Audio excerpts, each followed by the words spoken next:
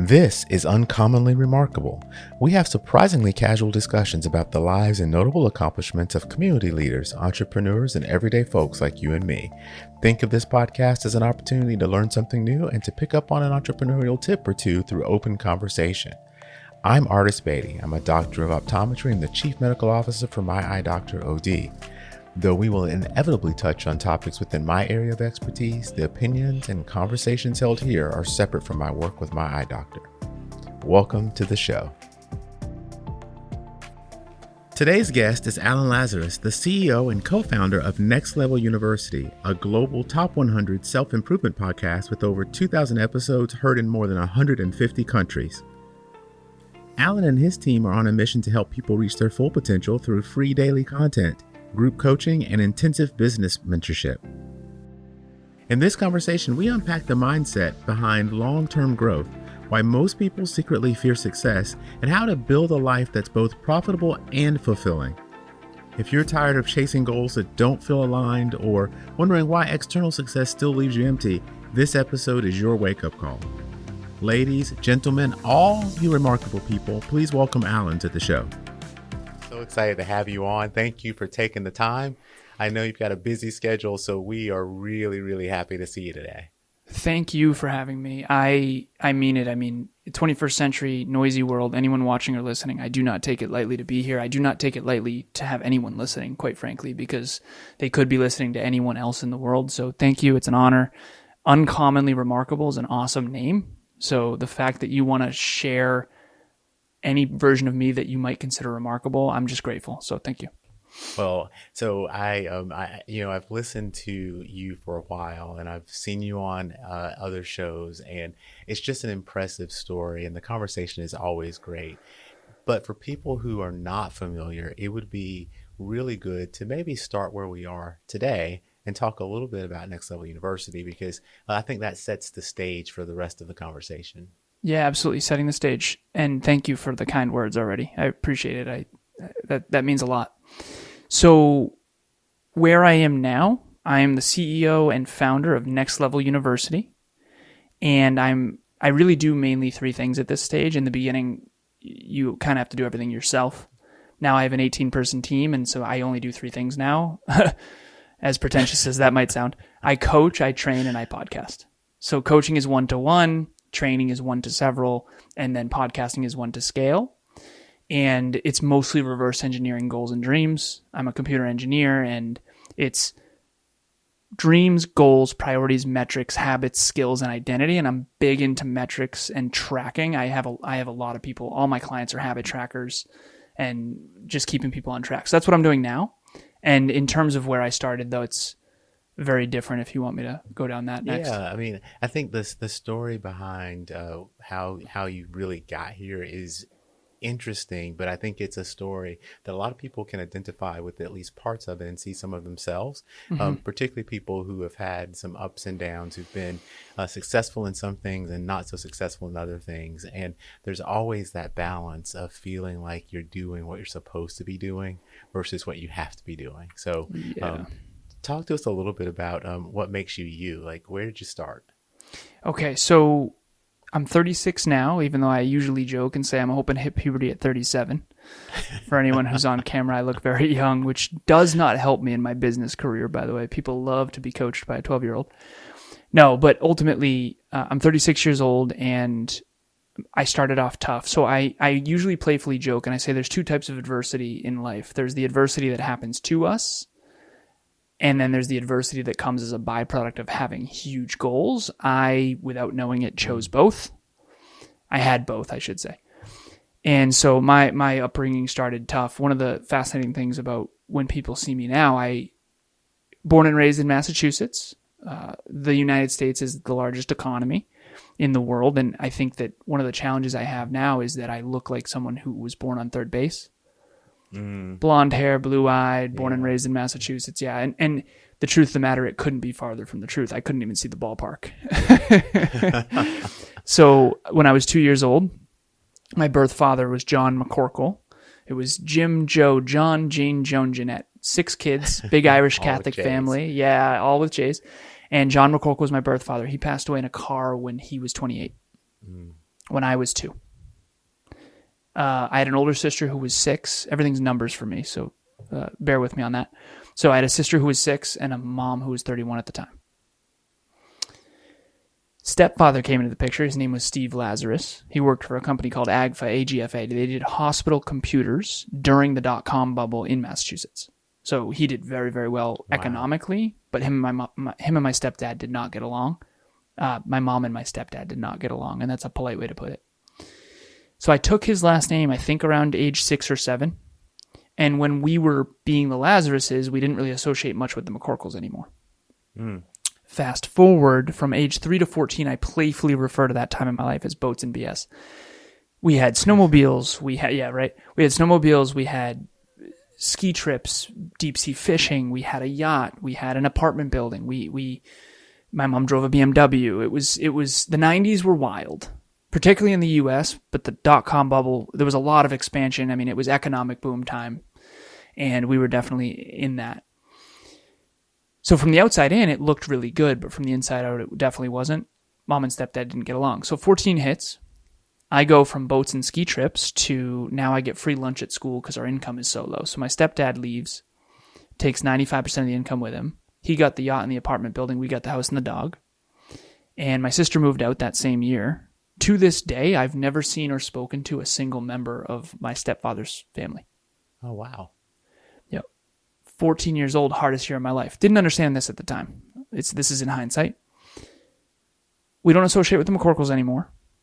My birth father's family. Stepdad leaves, takes his entire extended family with him. Never seen or spoken to any of them. I talked to my stepdad on Facebook Messenger a little bit, never seen him in person in my 20s and 30s. Same year, my mom gets in a fight with my Aunt Sandy. Not a good one. She ostracizes us from that side of the family. To this day, I've only seen or spoken to 2 human beings from my mother's entire extended family. So, didn't understand this at the time, and only in hindsight, doing therapy in my 30s, do I reflect on this and go, I kind of lost 3 families by the time I'm 14 years old.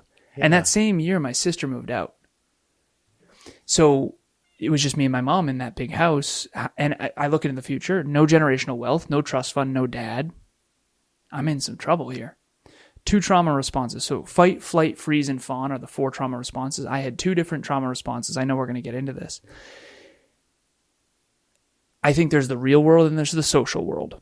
Socially, I used fawn. Fawn means you appease. You become a people pleaser. I used to call myself a chameleon. I can fit in with anyone. What I realize now is that was my way of not getting abandoned because I dealt with so much abandonment. So socially, I became this sort of chameleon coward.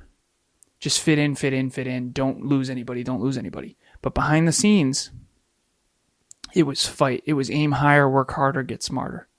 Aim higher, work harder, get smarter. Aim higher, work harder, get smarter. Prove it. Prove my value. I became this super achiever guy. Because I grew up thinking everyone else was lazy. It turns out I was very driven. And I got straight A's through all of high school. I got into my dream college because when my stepdad left, my dream college was to go to WPI, Worcester Polytechnic Institute. It's kind of like a mini MIT in Massachusetts. It's one of the best engineering colleges in the world. And it was $50,000 a year back then. So I went from I hope I get in to even if I do get in, I can't go. Yeah. So I got straight A's through all of high school. I got the President's Award behind me signed by George W. Bush. And I got all the scholarships and financial aid that I could get, and I was able to go. And I got in. I got my computer engineering degree. I got my master's in business. And then it was weird after that because I graduated my master's in 2013, bachelor's in 2012. And this is when the economy is coming back after 2008. Mm-hmm. Mm-hmm. I'm a broke high school and college kid, so I didn't need much. We didn't have cable after my stepdad left, so I was used to being broke. When I got my master's in business and my bachelor's in engineering, I was just so sought after. So I went from $65K a year to $85K, 85 to 105, 105 to 125, 125, peaked at 180. I'm in my early 20s. I paid off $84,000 worth of debt in a single year in 2014. I put all the rest in Vanguard because I was like, well, let's just get wealthy because I don't need much. My rent is $500 a month with my girlfriend Courtney at the time. I drive a $5,000 car, 2004 Volkswagen Passat. I don't need a lot because I was so used to being kind of broke. And now that I'm making all this money, I might as well just get wealthy and invest it. So I just picked tech companies and I invested it all in Vanguard. I had $150,000 in a Vanguard account. And I knew what companies to pick because science, technology, engineering, mathematics, business, and finance always kind of came easy to me. Oh, yeah. And so I did very well. Then I get in my car accident. 26 years old. I'm working for a company called Cognex at the time. They do industrial automation equipment in manufacturing facilities. I did inside sales engineering, then outside sales. Vermont, Connecticut, and Western Mass was my territory. And big manufacturing facilities.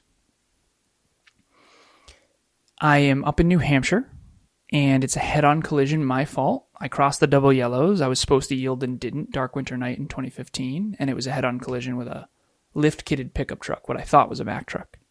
Oh, gosh. 2 things saved my life. Number 1, thank you, Volkswagen. I was driving the 2004 Volkswagen Passat. I mean, this car, I used to call it the tank. Yeah. This car is a heavy-set, steel, German-engineered car. Safest vehicle ever. And both airbags deployed, and we were okay. My little cousin, my second cousin, was with me.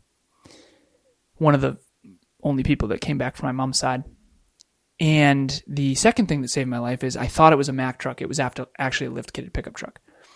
So I'm 26 at the time. My dad died in a car when he was 28. So I'm quarter life existential crisis, second chance my dad never got.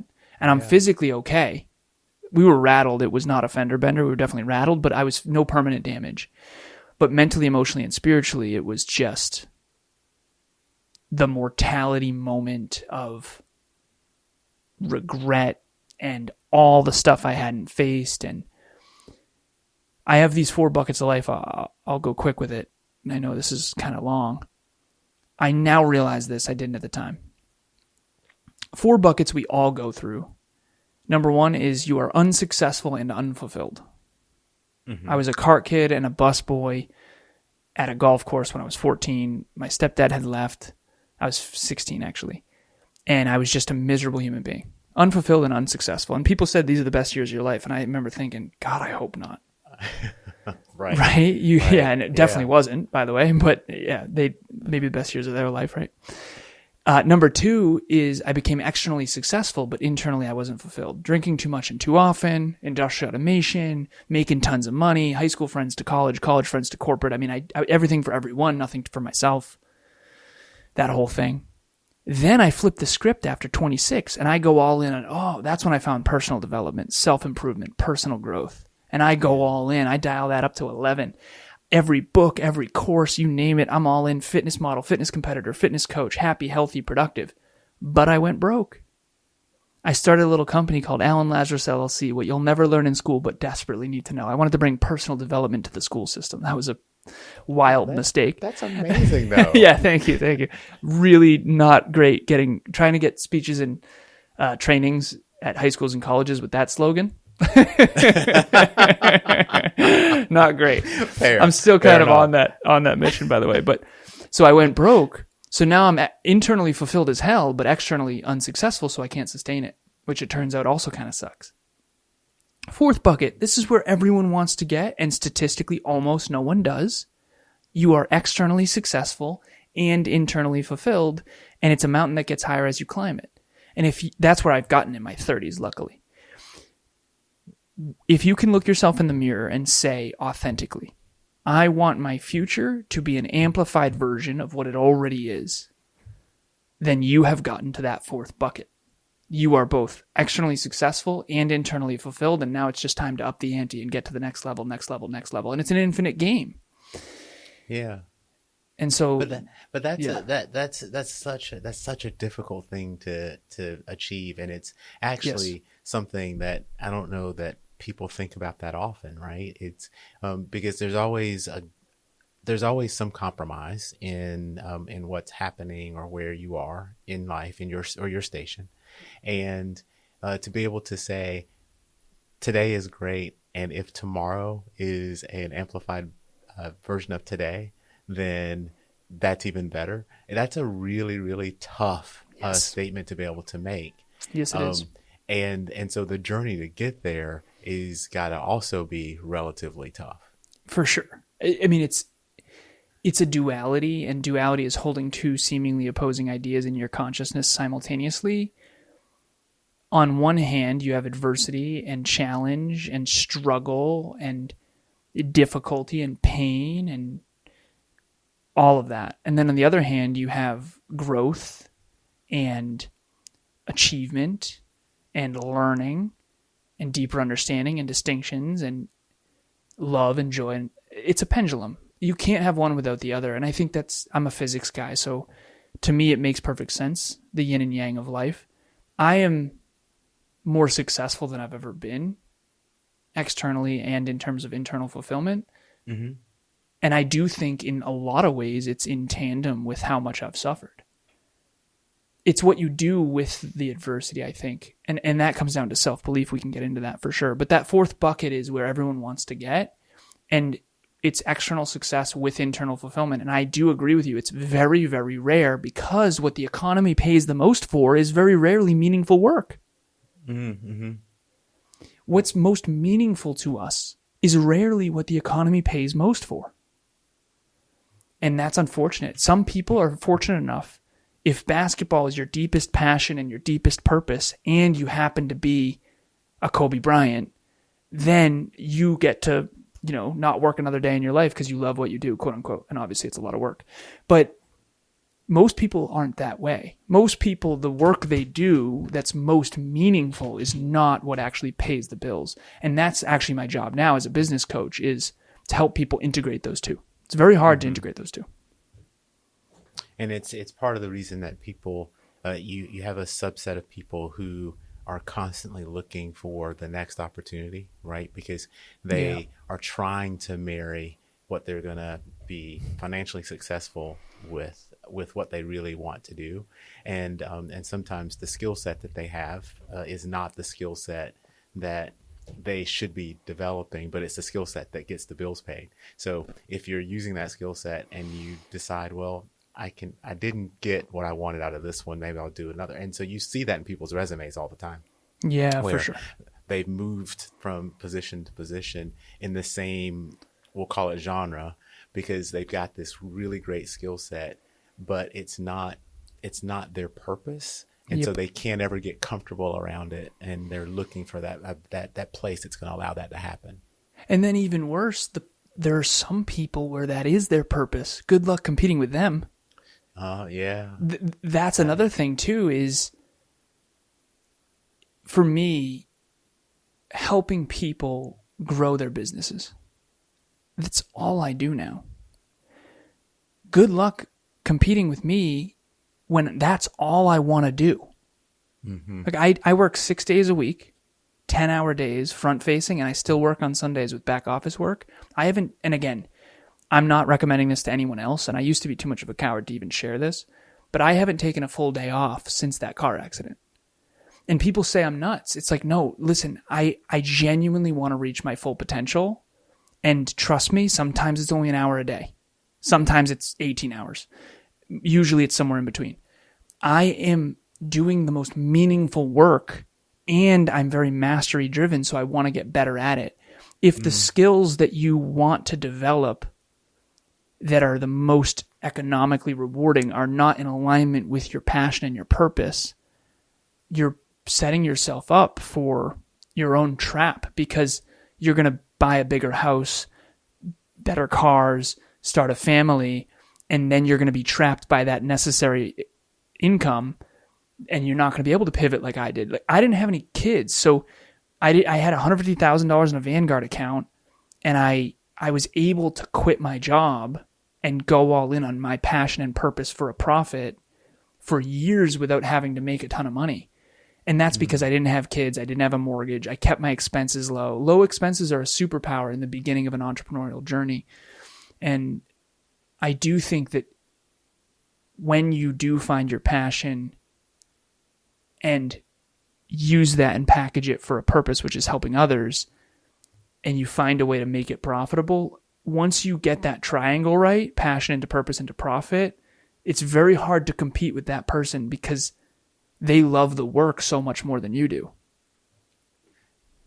That's a powerful statement. And I've talked a lot about purpose over the years, and having purpose to drive you is so important. And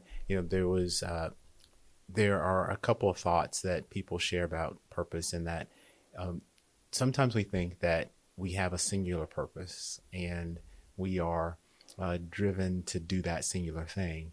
But there are thoughts that maybe we have purpose that changes or varies over time depending on where we are, right? Mm-hmm. And being able to understand what is your driver, why it's important for you to do what you're going to do, it's hard to identify with until you've done it. And then once you've identified it, then you have to continue to evaluate it so that you're making sure that you're staying aligned with what your then purpose is. We at Next Level University, we came up with the 5 M's of motivation, and it's kind of like a 5-cylinder car. Apparently there are those. I don't know a lot about cars, but my business partner does.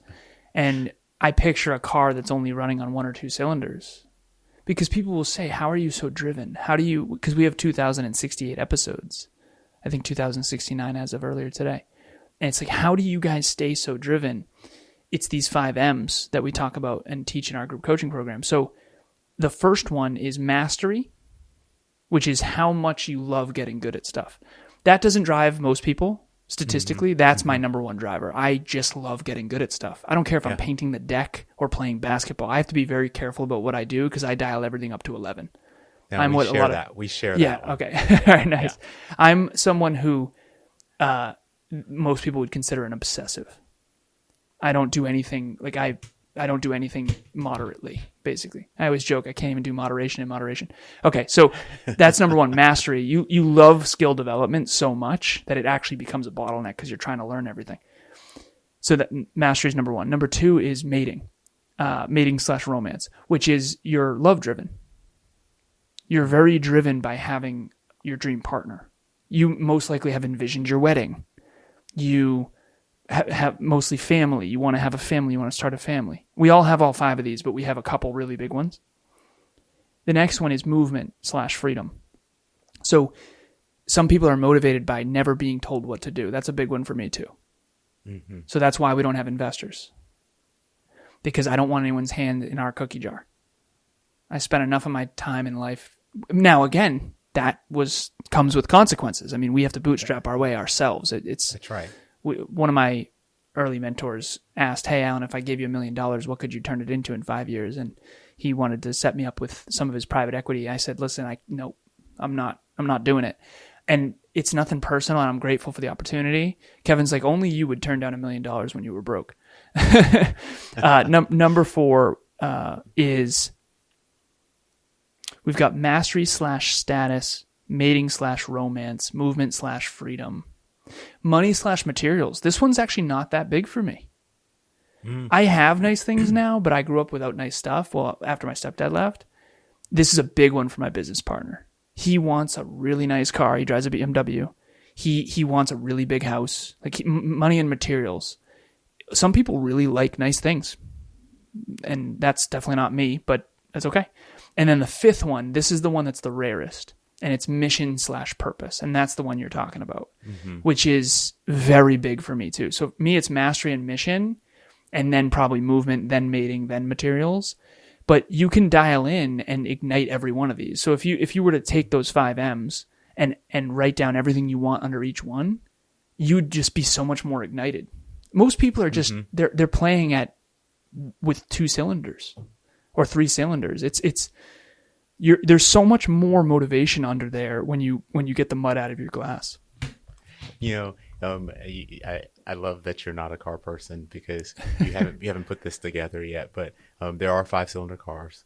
Yeah. Volkswagen is one of the companies that makes a nice 5-cylinder engine. Okay, cool. So having the conversation about the Passat, that was back right as they were transitioning from Farfignugan. Do you remember that? You might not remember that. So it's a Volkswagen thing where it's the joy of driving. Anyway, it's just kind of interesting that that without even knowing it, you tied the Passat to thinking about the cars not running on all the cylinders. Yeah. I've also heard you talk about people thinking, or when you think about people and the way they perform, they can be driven by either fear of failure or fear of success. And I've never really thought about fear of success because it's very common for people to be afraid that they're going to fail at things. And I think we're all familiar with that. But can you talk a little bit about the flip side? Because I think it actually goes in very much so with the 5 M's that you just talked about. Yeah, well, so this is a podcast called Uncommonly Remarkable. So I think you probably have a lot of listeners that are afraid of success. And the root core of fear of success is socially, it's very detrimental. So anyone can think of reaching a new level in life and then having your relationships react poorly. It's very, so there's 2 worlds I think we all have to live in. And this is not just me talking. I want to make it as clear as possible. I just surpassed my 10,000 hours of coaching, training, and podcasting with literally people from all over the world. And so, and I don't say that to brag. I say that so you know I'm not just talking. Like this is all based on my experience coaching people from all different cultures, all different backgrounds, all different countries, Australia, New Zealand, Italy, I mean, all over the world. I was just on with someone in Vietnam yesterday. Wow. So it's been fascinating to see that everyone has one of these 2 fears, and I'm going to explain. So there's 2 worlds we all have to live in. The first one is the real world. This is who you are and what you are when no one's watching. The best way I can describe the social world versus the real world is the social world is the wedding photos. The real world is the marriage. And I always say, if you don't focus more on the marriage than you do the photos, you're in some serious trouble. And unfortunately, that's not the Instagram, Facebook world we live in, right? I get it. You got to package right. I have marketing and branding too. Like I got to show up in a nice professional shirt. I get it. But my relationship with Emilia better be better than it looks on Instagram. Yeah. And you got to work on that more than the Instagram photos, right? So unfortunately, that's not the world we live in, but 21st century, that's getting worse. So 2 worlds we all have to live in. The real world is who you are and what you are when no one's watching. The social world is what people think of you, and it's packaging, not product. Everyone is more fearful of one or the other. So it's all based on self-belief, what's known in psychology as self-efficacy. I know you're a clinician, so you probably have studied self-efficacy. Self-efficacy is how much you unconsciously believe in yourself. In other words, what's the record playing is a good way to think of it. So my record playing, and it, for the uncommonly remarkable people listening, most likely I don't trigger them as much as I do most people. I come off as very arrogant to most people because I have really high self-efficacy and they don't know that they don't, and I'll explain. So my business partner had very low self-efficacy unconsciously. The record playing for him, Kevin, and we've been together in business for 8 years, so we've got 2,000 episodes, so we learned from each other. His record playing is you're not smart enough, you're not good enough, and this is his words, not mine. You're not smart enough, you're not good enough, it's never going to work out for you. My record playing is you got this, you can do it, absolutely. What else can I do? What else can I do? What else can I do? Now here's the problem. If a very large percentage, so I did some research on this. The last time I did a meetup, we do meetups every month, and I do research for them. They're basically little trainings that are free on Zoom.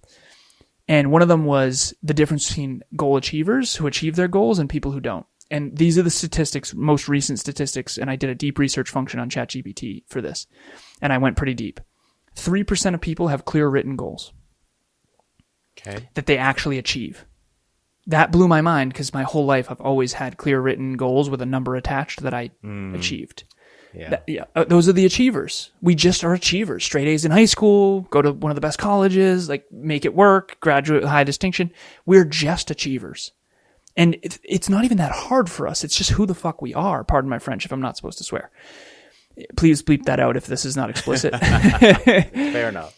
But I'm an achiever through and through, and that's just who I am. Now, here's the problem. You're not allowed to say that, and people don't like you. Other achievers like you, and everyone acts like an achiever around you, so you think everyone believes in themselves, but they're actually mirroring you. So if you're out there watching or listening and you have the record of not good enough, not smart enough, it's not going to work out, you most likely are triggered by me. Who's this arrogant 36-year-old who looks 12, who's talking about his 10,000 hours? The problem is I come off arrogant when in reality I'm actually inwardly humble, and I'm reading books every day, and I'm trying really hard to be a better person, and I'm working on myself every day, and I have a therapist named Carol. But you think I'm arrogant because I'm actually honest about how I really think. So that's why a fear of success for me is so much bigger than a fear of failure. If your record is I'm not good enough, I'm not smart enough, you do fear failure, and your biggest fear is being seen as a failure. So you'll constantly hide and focus on perception over everything else, and you won't try hard things, especially not in front of people. If you are afraid of success, you basically dim your light constantly, you're afraid to speak up, and you definitely don't want to be too much more successful than your peers. So we're all in this little comfort zone between a floor and a ceiling. The floor is, I don't want to be the worst in my peer group, but I'm afraid to be the best. Because if I'm the best in my peer group, it means I have to lead, and it means most of them are going to be afraid I'm going to outgrow them. And so, unfortunately, I always say rocks go up, compliments go down. So you're obviously not intimidated by me, so you're not going to be unkind and disrespectful to me. And I sized that up the moment I got on, by the way, because I was late and I wanted to see your reaction to that. Yeah. So I have a filter for people that are very bad for me, that I size you up immediately and say whether or not you're going to, because a lot of guys I do this with, a lot of men I'm very triggering to because they think I'm arrogant and they rib me. You know how guys are like, they cut each other down. Oh yeah. Yeah. Well, you didn't do any of that, which I really appreciate, because you're also have a lot of self-belief, and you have the fear of success like I do. So if we're both afraid of success, we're going to get along great. If you're afraid of failure and looking not smart, and you interview me and I look smarter than you, we're going to do this the whole time. That's so interesting. So because it's like when we were talking before we started the recording, and you had something come up, and you were a little bit behind schedule, and then I had a technical glitch, and I was like, hey, I got to fix the technical glitch. And to me it was just a normal conversation, understanding that things just kind of happen, and neither one of us was intentionally causing any issue. But I never would have thought that during that time, like my reaction to you being a little late, or your reaction to me having to fix the thing, it seemed so normal to me that I never would have thought about it being problematic. Well, that is your normal. You're very respectful, and you're not easily intimidated by other people's intelligence or success. You actually have reverence for. You ever wonder why everyone cuts each other down? Yeah, it's because deep down they're insecure. They don't believe in themselves. People who don't believe in themselves deep down, they have to cut other people down to feel bigger, especially achievers. And so we've been conditioned as achievers to dim our light in advance because we're so used to being cut down. And so you're not allowed to say that you're smart. You're not allowed to say that you're an achiever. You're not allowed to say that you're consistent. You're not allowed to talk about your 10,000 hours. Anyone who has low self-efficacy and thinks that they don't, who actually is internally arrogant, they actually think I'm arrogant. And they already don't like me. And they think, oh, good for you with your 18-person team, but that's just and so I now have a filter. I call it Unmasking. I can share it if you're interested. But these are the people that I make sure I steer clear from, not because I don't want to help people, but because I have to protect.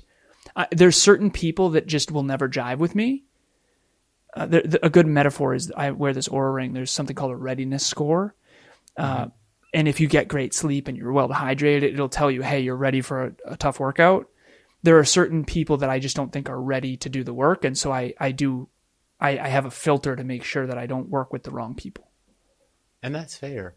And I think we all need to have at least some awareness, right? Because it's not even, you can't help sometimes the people you interact with.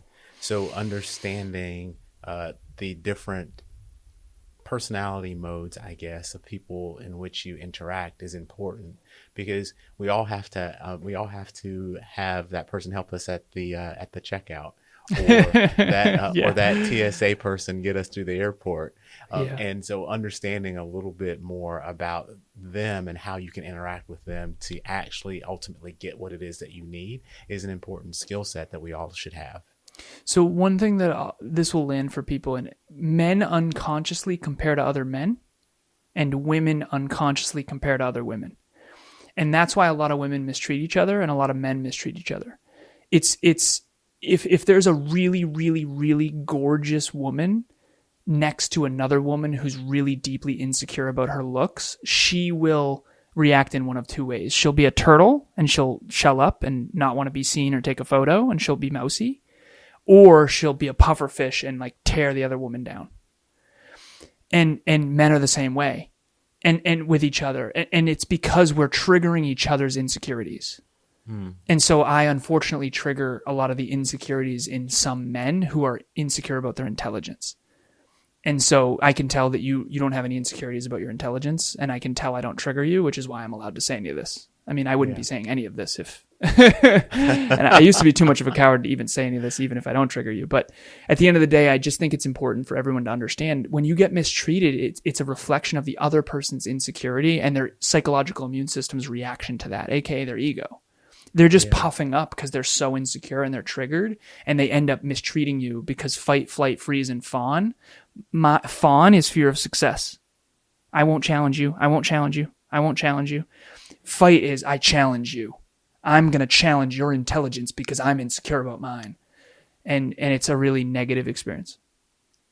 And so as you think about your journey and how you've kind of made these self-realizations, if people are now interested because maybe they haven't really thought about this categorically, are there things that you would recommend they do as first steps to try to figure out like where am I, where do I fall on the continuum, and what do I do next? Yeah. The unfortunate part is that we have a conscious, a subconscious, and an unconscious, and self-belief is in the unconscious. So I grew up and I had no idea I had more belief than other people. It wasn't until Kevin started illuminating, like, brother, that's not going to land for anybody. And I started realizing, okay, so back to the stats, 3% of people have clear written goals that they achieve. 16% don't have clear written goals. And then there's 81. I think that's the correct number. But most people don't have clear written goals that they actually achieve. Most people are wandering.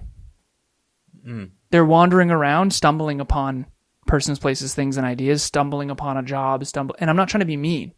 It's just statistically accurate. And for people that are big achievers, the uncommonly remarkable people, they're actually very goal driven. Everything is by design. And so to answer your question is, what do you do to start with? If you don't I always say this, why would everyone picture someone out there who acts level 10 confident? And you know deep down it's not real. They're like a big puffer fish. They're pretending they're way more confident than they really are. And I always say, why would someone with level 10 confidence have level 2 goals? It's because it's not real. It's not real. And then there's other people like my COO, Christina, very mousy, very afraid of success, been bullied. She has very high self-belief but thinks it's low. And then there's people who have very low self-belief and think it's high. And so it's very hard. Self-awareness is hard to give someone. And that's why I always say, if you have low self-belief, you probably need a coach who's going to help you with success. If you are fear of success like me, you probably need a therapist. And so I always say, if you want a coach, you probably need a therapist. That was me. I had dozens of mentors and coaches, and I loved success, but I didn't love, the deep work. And then Kevin, my business partner, he had a therapist, but he didn't have any coaches.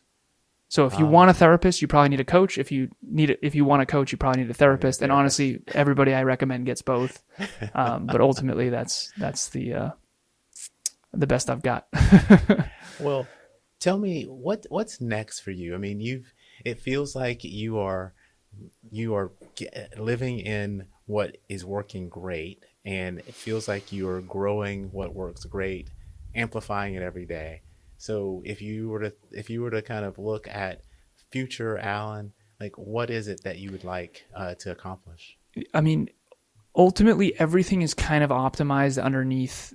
I have this on my phone background. I have this on my, I guess I got a client, I got to jump soon, but I have this on my phone background and my desktop background to build the most positively impactful personal development company in history.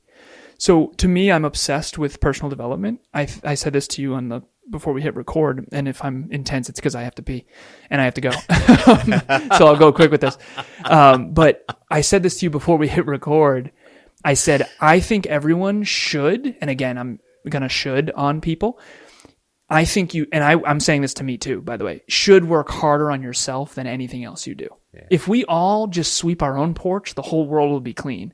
And to me, it wasn't until I started, after that car accident, I started really working harder on me than anything else I do. That's when things really started to open up for me. So that's what I would recommend. Yeah. And that's what's coming for me is building and growing the company, because we're trying to help people be the best versions of themselves. And if people want to know more about you and Next Level University, where do they go?